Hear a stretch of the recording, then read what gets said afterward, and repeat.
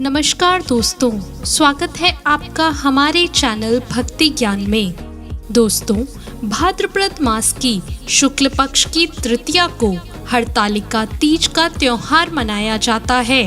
इस दिन सुहागन महिलाएं पति की लंबी उम्र के लिए व्रत रखती हैं। इस साल हरतालिका तीज का त्योहार 9 सितंबर 2021 को मनाया जाएगा।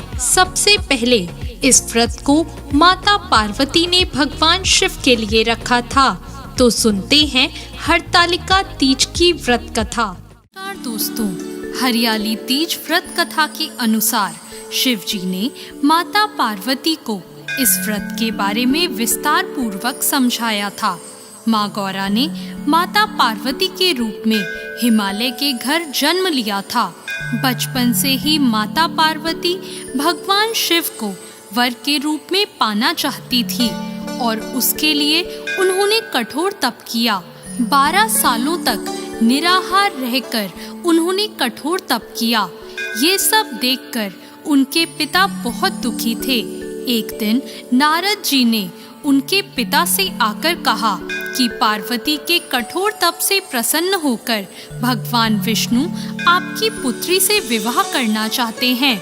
नारद मुनि की बात सुनकर महाराज हिमालय बहुत प्रसन्न हुए।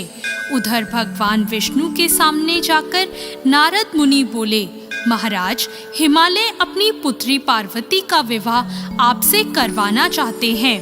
भगवान विष्णु ने भी इसकी अनुमति दे दी। फिर माता पार्वती के पास जाकर नारद जी ने इसकी सूचना दी कि आपके पिता ने आपका विवाह भगवान विष्णु से तय कर दिया है। यह सुनकर माता पार्वती बहुत निराश हुई। उन्होंने अपनी सखी को बताया कि वो भगवान शिव को पाने के लिए ये व्रत कर रही हैं। माता पार्वती की इच्छा अनुसार उनके पिता महाराज हिमालय की नजरों से बचाकर उनकी सखियां माता पार्वती को घने सुनसान जंगल में स्थित एक गुफा में छोड़ आई। यहीं रहकर उन्होंने भगवान शिव को पति के रूप में पाने के लिए कठोर तप शुरू किया, जिसके लिए उन्होंने रेत से एक शिवलिंग की स्थापना की। संयोग से हस्त नक्षत्र में भाद्रपद शुक्ल तृतीया का वह दिन था जब माता पार्वती ने शिवलिंग की स्थापना की थी।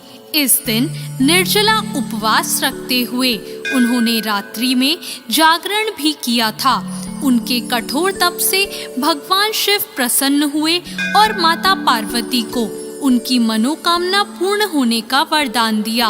अगले दिन अपनी सखी के साथ माता पार्वती ने व्रत का पारण किया और समस्त पूजा सामग्री को गंगा नदी में प्रवाहित कर दिया।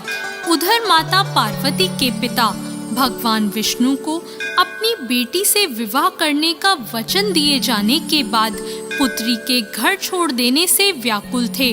वह माता पार्वती को ढूंढते हुए उस स्थान तक जा पहुँचे जहाँ माता पार्वती थी।